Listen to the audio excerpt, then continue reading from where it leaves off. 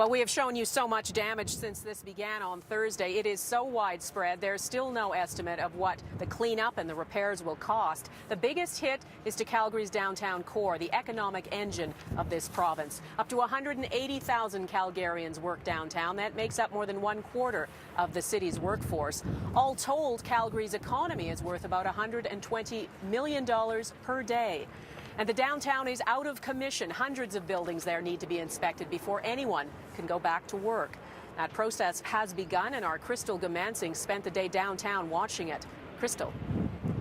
Donnie, emergency officials are keeping a close eye on the downtown. There are concerns that all that flood water that rushed into the area may have infected the structural integrity of many of the buildings. We're talking high-rises, office towers. Even one construction crane is causing some concern this evening.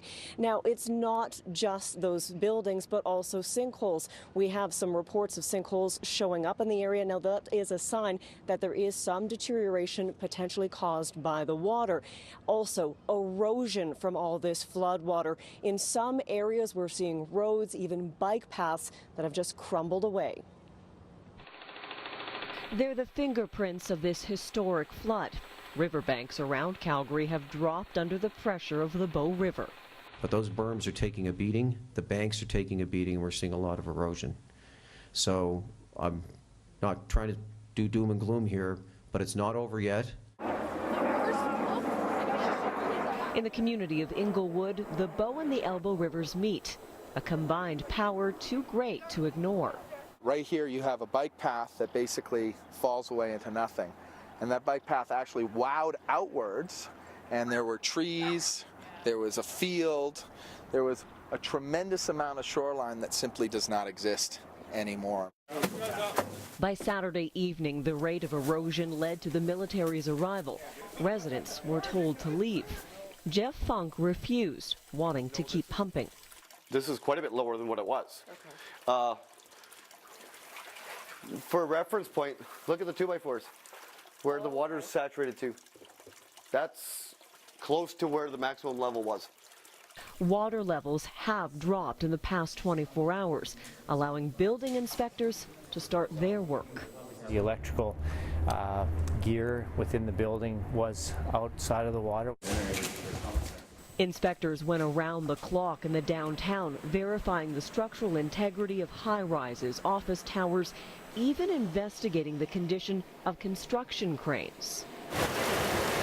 Safety also meant pumping out the underground parking garages and cleaning the streets.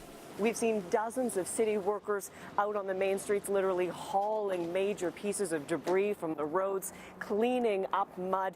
But this is one parking lot for an apartment building that you can see hasn't been touched yet.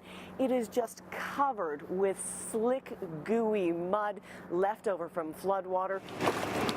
The timeline to reopen the heart of the downtown was extended, possibly now for weeks. It will certainly be at least the middle of the week before we can be recommending that people are going back to work downtown at a minimum. Now, power is a big issue here. There's a substation downtown that was heavily damaged. Efforts are underway to get that back online. But there was another substation that had to be sandbagged. Members of the military were sent to that location to try to protect it in an effort to keep that station and the power still on for many people here in Calgary. Donna? All right, Crystal Gamansing, thanks.